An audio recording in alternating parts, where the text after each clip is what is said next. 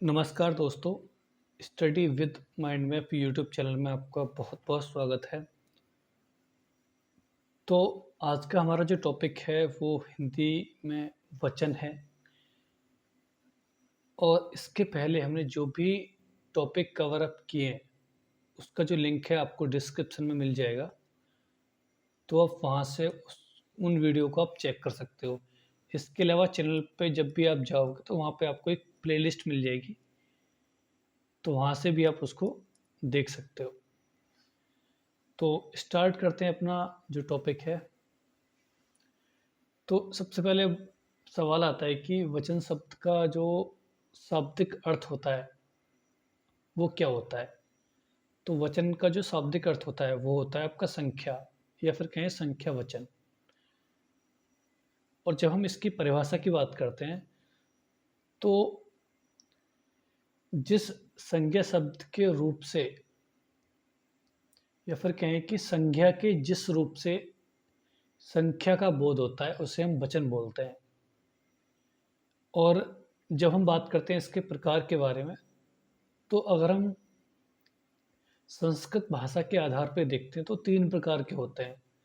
और वहीं हम इसको अगर हिंदी भाषा के आधार पर देखते हैं 2 प्रकार के होते हैं। और जब इसको हम अंग्रेजी भाषा के आधार पर देखते हैं तो भी यह 2 प्रकार के होते हैं। हिंदी में आपके जो होते हैं, पहला एकवचन, दूसरा बहुवचन। वैसे ही इंग्लिश में आपके सिंगुलर नंबर और प्लूरल नंबर। और जब हम संस्कृत की बात करते हैं, यहाँ पे आपका एकवचन, द्विवचन और बहुवचन। और अभी हम जो डिस्कस करने वाले हैं वो आपकी हिंदी भाषा के अंदर जो वचन है उसको देखने वाले हैं। तो इसमें सबसे पहला जो आता है आपका वो आता है आपका एकवचन। तो संख्या का वो रूप जिससे एक संख्या का बोध होता है उसे हम एकवचन बोलते हैं। और जब हम बात करते हैं बहुवचन के बारे में, तो संज्ञा का वो रूप जिससे एक से अधिक संख्याओं का बोध होता है तो वो आपके बहुवचन होते हैं। देखो, जब भी आपका जो वचन है ना, ये एक वचन है, तो उसको आप जब भी बहुवचन बनाओगे तो इसके कुछ नियम होते हैं जो कि हमें ध्यान रखने होते हैं। तो इसमें सबसे पहला जो नियम है वो आपका ये है कि यदि यदि किसी पुल्लिंग संज्ञा शब्द के अंत में आ स्वर की मात्रा आती है, अगर हम उसको अय में बदल देते हैं तो वो आपका बहुवचन हो जाएगा। जैसे कि आप यहाँ पर देख सकते हो कपड़ा, तो यहाँ पे जो आपका प्रत्यय है वो आपका आ प्रत्यय है इसके अंदर। यही इस आ को हम अगर इसमें बदल देते हैं तो ये जो शब्द है ना आपका, वो बहुवचन हो जाएगा। जैसे यहाँ पे कपड़ा था और इसको हम कपड़े कर देते हैं तो ये कपड़े का बहुवचन बन गया आपका। वैसे ही ये जो शब्द है आपका रास्ता, और रास्ता को हम रास्ते कर देते हैं तो ये इसका बहुवचन हो जाता है। एक नियम तो आपका ये हो गया। जब हम बात करते हैं दूसरे नियम के बारे में, तो इसमें आपके जो संबंधवाचक हैं, उपनामवाचक, प्रतिष्ठावाचक, जो आपकी पुल्लिंग संज्ञा शब्द हैं, संख्यावाचक, उपनामवाचक, प्रतिष्ठावाचक, जो पुल्लिंग संज्ञा शब्द हैं, यदि उसके अंत में आ की मात्रा आती है, उसको हम अगर अय में बदल देते हैं तो वहाँ पे हमारे वो जो शब्द होंगे वो आपके बहुवचन हो जाएंगे। जैसे साला,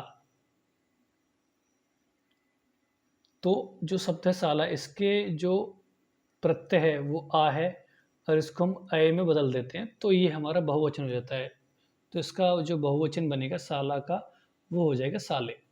वैसे ही आपका भांजा, तो यहाँ पे भी आ प्रत्यय है आपका, तो इसके आ को हम अगर अय से रिप्लेस करते हैं तो ये बन जाएगा आपका भांजे, जो कि इसका बहुवचन होगा। जो अगला नियम आता है इसके अंदर वो ये आता है कि जो भी आपके अकारांत शब्द वो होते हैं, ऐसे शब्द जिसके बाद में ए प्रत्यय आता है वो आपके अकारांत होते हैं। जिसके लास्ट में ई शब्द आता है वो आपके इकारांत होते हैं। और जब हम बात करते हैं ईकारांत के बारे में, तो इसके जो अंत में बड़ा ई आता है। जब हम उकारांत की बात करते हैं तो इसके अंदर ऊ आता है। ऐसे ही उकारांत में ये वाला ऊ आता है। तो जब भी इकारांत, अकारांत, ईकारांत, उकारांत और उकारांत बिना किसी कारक विभक्ति चिन्ह के वाक्य में प्रयुक्त होती हैं, तो इनका जो एक वचन और जो बहुवचन होता है वो आपका समान रहता है। जैसे दिन, तो इसका जो बहुवचन रहेगा वो दिन रहेगा, फूल का फूल रहेगा, भालू ऐसे आपका है और तो भालू का भालू रहेगा। और अगला नियम आता है आपका, यदि किसी स्त्रीलिंग संज्ञा शब्द के अंत में ए स्वर की मात्रा हो, तो अगर हम उसको आय से बदल देते हैं तो वहाँ पे वो आपका जो शब्द है बहुवचन में बदल जाएगा। कैसे?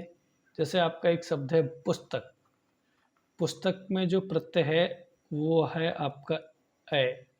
अगर इसको हम अय में बदल देते हैं, अय का मतलब हो गया आपकी ये वाली मात्रा और ये वाला, तो वो जो शब्द होगा आपको बहुवचन में बदल जाएगा। जैसे पुस्तक, तो इसका हो जाएगा पुस्तकें, कलम है तो इसका हो जाएगा कलमें, और जैसे सड़क है तो इसका हो जाएगा सड़कें।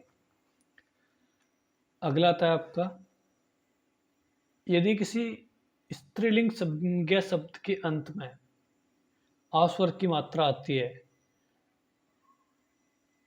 तो यदि हम उसको अय से बदल देते हैं या इसमें अय जोड़ देते हैं तो वो आपका बहुवचन में बदल जाता है। जैसे बाला, बाला का हो जाएगा बालाएं। जैसे कला, कला का हो जाएगा कलाएं। कविता का हो जाएगा कविताएं।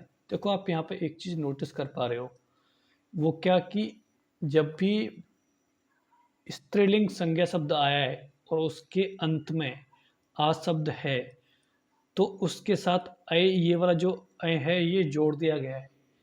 यहाँ पे कोई भी चीज़ एक दूसरे से रिप्लेस नहीं हुई है, सारी चीज़ें जो का तो हैं, और जो शब्द है आपका बन करके ये आपका बहुवचन बन गया है।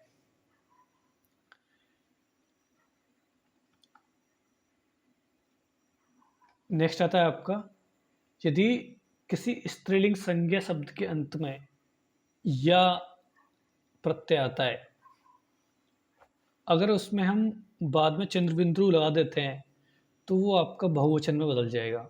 जैसे चिड़िया, चिड़िया का जो बहुवचन होगा वो हो जाएगा चिड़िया। ऐसे ही गुड़िया का हो जाएगा गुड़िया। नेक्स्ट आता है आपका, यदि उकारांत स्त्रीलिंग संज्ञा शब्द के अंत में, यदि उकारांत स्त्रीलिंग संज्ञा शब्दों के अंत में अय जोड़कर तथा जो आपका बड़ा हुआ है उसको लघु मात्रा कर देते हैं तो वो आपका बहुवचन बन जाएगा। जैसे वस्तु, तो वस्तु का हो जाएगा वस्तुएं।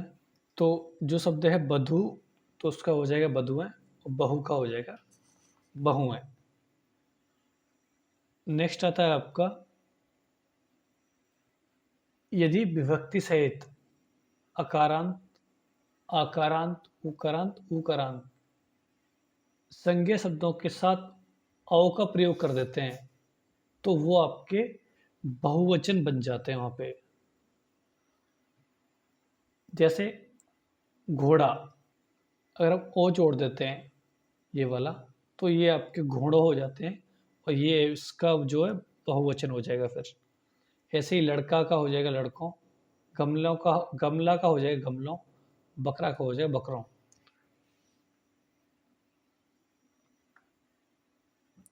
नेक्स्ट आता है आपका, यदि विभक्ति विभक्ति सहित इकारांत और ईकारांत संज्ञा शब्दों का बहुवचन रूप बनाते समय ईकारांत और ईकारांत के साथ यों जोड़कर और इकारांत मात्राओं को लघु कर देते हैं तो वो आपके बहुवचन बन जाते हैं। जैसे लाठी, तो यहाँ पे जो शब्द है आपका वो हो गया आपका ईकारांत, और ये एक संज्ञा शब्द है, तो इसका जो हमें बहुवचन बनाना होगा तो इसके अंत में यो जो शब्द होगा इसको जोड़ना होगा, तो लाठी से बन जाएगी ये लाठियों। और ऐसे ही आपका ये जो शब्द है अधिकारी, इसका बन जाएगा अधिकारियों। अगला आता है आपका कुछ एकवचन शब्द संज्ञा के अंत में जन शब्द को जन प्रत्यय लगाकर लोग, गण, वर्ग, वृंद, हर, मंडल, परिषद, इस तरह के जो प्रत्यय होते हैं, इस तरह के जो शब्द होते हैं, उनको जोड़ देते हैं तो वो आपके बहुवचन बन जाते हैं। जैसे हमें अमीर का बहुवचन बनाना हो तो हो जाएगा आपका अमीर लोग। नारी का बहुवचन करना हो तो नारी वृंद। पाठक का बहुवचन करना हो तो वो हो जाएगा आपका पाठकगण। युवा का बहुवचन करना हो तो वो बन जाएगा आपका युवा वर्ग।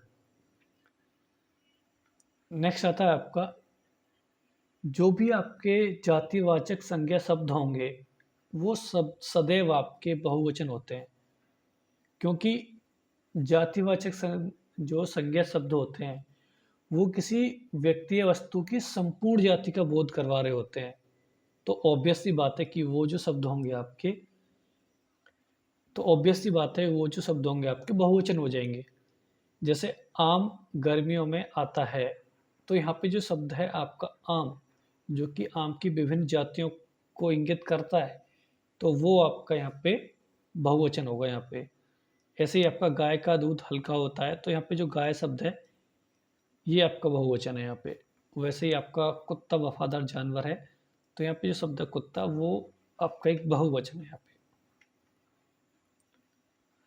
देखो अब सवाल आता है कि कोई भी शब्द आपके पास एक वचन है, उसको आपको बहुवचन बनाना है, तो आप उनको किस तरह से बहुवचन बना सकते हो। तो सबसे पहले हम बात करते हैं कि द्रव्यवाचक संज्ञा के बारे में। तो जो भी आपके द्रव्यवाचक संज्ञा शब्द होते हैं वो आपके हमेशा ही एक वचन होते हैं। बट यदि कोई द्रव्यवाचक संज्ञा शब्द किसी द्रव्य की जाति का बोध करवाता है, तो फिर वहाँ पे वो जो शब्द होगा आपका बहुवचन की तरह प्रयोग होगा। अगर हम बात करते हैं जो भी आपके आदर या सम्मान सूचक शब्द होते हैं वो सदैव आपके बहुवचन की तरह प्रयोग होंगे। नेक्स्ट आता है आपका, देखो हिंदी के अंदर कुछ ऐसे शब्द हैं जिनका प्रयोग हम सदैव बहुवचन के रूप में करते हैं, जैसे समाचार, प्राण, दाम, लोग, होश, भाग्य, दर्शन, गण, जाति, वर्ग, हस्ताक्षर, आंसू, होठ, कान, आँख, नेत्र, अक्षत, बाल, रोंगटे, तेवर इत्यादि। देखो यहाँ पे जितने भी शब्द आपको दिए हुए हैं इसके अंदर, ये बहुत ही ज़्यादा इम्पोर्टेंट हैं, क्योंकि यहाँ से आपसे एक क्वेश्चन ज़रूर पूछा जाएगा कि आपसे पूछ लेगा कि प्राण जो शब्द है इसका बहुवचन क्या होगा।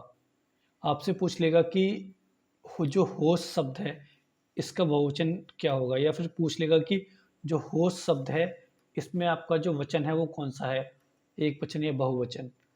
तो ये जो सारे शब्द हैं आपके यहाँ से लेके यहाँ तक बहुत ही इम्पोर्टेंट है, आपको इनको ज़रूर ध्यान रखना है। और अगला आता है आपका, हिंदी के अंदर बहुत से ऐसे शब्द भी होते हैं जिनका प्रयोग हम सदैव एक वचन के रूप में ही करते हैं, जैसे जनता, वर्षा, हवा, आग, प्रजा, भीड़, सेना, पुलिस, पानी इत्यादि। देखो ये भी उतने ही इम्पोर्टेंट हैं जितने कि ये वाले जितने इम्पोर्टेंट हैं उतने ही ज़्यादा ये इम्पोर्टेंट शब्द हैं, क्योंकि जब भी आप जनता शब्द को सुनोगे तो आपको आएगा कि जनता मतलब बहुत सारे लोग, तो आप उसको एक बहुवचन टिक कर दोगे, बट ऐसा नहीं है। ऐसे जो शब्द होते हैं इनको हम बहुवचन न मान करके इसको हम एक वचन मानते हैं। वैसे ही आपका एक शब्द है भीड़, वैसे ही शब्द है सेना, पुलिस, इस तरह के जो शब्द होते हैं आपके, वो आपके एक वचन में आते हैं। इन सभी चीज़ों को हमें ध्यान में रखना है। तो ये था आपका टॉपिक आज के लिए, और चलते हैं अपने क्वेश्चन की तरफ। तो सबसे पहला क्वेश्चन है हमारा, बेटा शब्द का बहुवचन रूप होगा ऑप्शन ए या ऑप्शन बी या ऑप्शन सी या फिर ऑप्शन डी। तो यहाँ पे हमारा जो राइट आंसर है वो होगा आपका डी, बेटे। अगला क्वेश्चन है आपका, जाति शब्द का बहुवचन रूप होगा ऑप्शन ए या फिर ऑप्शन बी या ऑप्शन सी या ऑप्शन डी। तो यहाँ पर हमारा जो राइट आंसर है वो होगा ऑप्शन बी, जातियाँ। अगला क्वेश्चन है आपका, प्रत्येक शब्द का प्रयोग सदैव होता है ऑप्शन ए एक वचन में, ऑप्शन बी बहुवचन में, ऑप्शन सी एक व दोनों, एक वचन और बहुवचन दोनों में, या ऑप्शन डी इनमें से कोई नहीं। तो यहाँ पे हमारा जो राइट आंसर है वो होगा आपका ए, एक वचन में। अगला क्वेश्चन आता है, दाल का बहुवचन है ऑप्शन ए दालों, ऑप्शन बी दालें, ऑप्शन सी दलिया, या ऑप्शन डी इनमें से कोई नहीं। तो यहाँ पे हमारा जो राइट आंसर है वो होगा आपका बी। अगला क्वेश्चन आता है आपका, बहुवचन कहते हैं ऑप्शन ए शब्द के जिस रूप से बहु का बोध हो, या फिर ऑप्शन बी शब्द के जिस रूप से वस्तु या प्राणियों की संख्या का बोध हो, या फिर ऑप्शन सी शब्द के जिस रूप से किसी की जाति का बोध हो, या फिर ऑप्शन डी शब्द के जिस रूप से एक से अधिक व्यक्तियों या वस्तुओं का बोध हो। तो यहाँ पे हमारा जो राइट आंसर है ना वो है आपका डी। अगला क्वेश्चन आता है आपका, व्याकरण में वचन का सही अर्थ क्या है ऑप्शन ए प्रतिज्ञा, ऑप्शन बी बोली, ऑप्शन सी भाषा, या ऑप्शन डी संख्या। तो यहाँ पे हमारा जो राइट आंसर है वो होगा आपका डी, संख्या। अगला क्वेश्चन आता है आपका, वधु शब्द का बहुवचन होगा ऑप्शन ए वधुएं, ऑप्शन बी वधुओं, ऑप्शन सी वधुएं, या ऑप्शन डी इनमें से कोई नहीं। तो यहाँ पे हमारा जो राइट आंसर होगा वो होगा आपका ए वधुएं। अगला क्वेश्चन आता है आपका, साधु शब्द का बहुवचन रूप क्या है ऑप्शन ए साधुओं, ऑप्शन बी साधुएं, ऑप्शन सी साधु, या फिर ऑप्शन डी इनमें से कोई नहीं। तो यहाँ पे हमारा जो ऑप्शन है राइट वो है आपका डी, इनमें से कोई नहीं। अगला क्वेश्चन आता है, इनमें से एक वचन बहुवचन का कौन सा युग सही नहीं है। पहला ऑप्शन है आपका घोड़ा घोड़े, ऑप्शन बी आंसू आंसुओं, ऑप्शन सी गली गलियों, ऑप्शन डी चिड़िया चिड़ियों। तो यहाँ पे हमारा जो राइट आंसर है वो है आपका बी, ये आपका गलत है, बाकी जो हैं आपके वो सही हैं। अगला क्वेश्चन आता है आपका, श्रीमती शब्द का बहुवचन होगा ऑप्शन ए श्रीमतीनी, ऑप्शन बी श्रीमती है, या ऑप्शन सी श्रीमती है, या ऑप्शन डी श्रीमतियाँ। तो हाँ यहाँ पे हमारा जो राइट आंसर है वो होगा आपका डी। तो ये था टॉपिक आपका आज के लिए, और वीडियो आपको अच्छा लगा है तो वीडियो को लाइक करिए, चैनल को सब्सक्राइब करिए, और मिलते हैं आपको नेक्स्ट वीडियो में। धन्यवाद।